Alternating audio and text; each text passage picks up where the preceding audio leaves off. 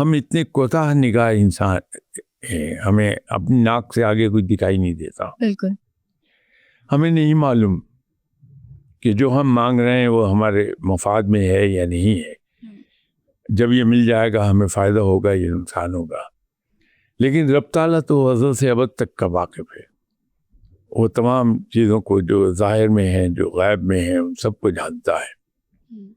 اس کو بڑی اچھی طرح پتہ ہے کہ یہ میرا بندہ جو کچھ مجھ سے مانگ رہا ہے وہ کل کوئی اس کے لیے کیسے ثابت ہوگا.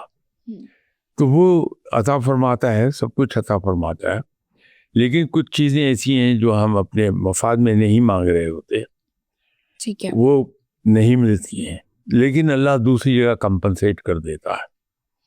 ہم محنت کرتے ہیں ایک خاص مقصد کے لیے, لیکن اس مقصد میں ناکامی ہوتی ہے. تو ہمیں سوچ لینا چاہیے کہ جس چیز کے لیے میں محنت کر رہا تھا اس کا حصول میرے مفاد میں نہیں تھا.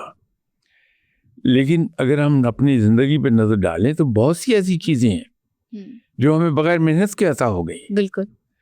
ذرا سی محنت کی, ذرا سا ہاتھ پاؤں ہلائے, وہ چیز عطا ہو گئی. وہ کمپنسیٹ ہو رہے ہوتے ہیں ہم ان چیزوں کے لیے جن کے لیے ہم نے محنت کی تھی اور وہ نہیں ملی ہیں. تو رب تعالیٰ تو رحیم و کریم ہے, کسی کی محنت اپنے ذمہ ادھار نہیں رکھتا. بالکل. رہ گئی بات جو آپ نے فرمائی دعاؤں کی, تو جناب حضرت علی کرم اللہ وجہہ نے فرمایا کہ دعاؤں کے قبول ہونے پر اللہ کے حضور سجدہ شکر بجا لاتا ہوں. لیکن جب میری کوئی دعا قبول نہیں ہوتی تو بھی میں سجدہ شکر بجا لاتا ہوں.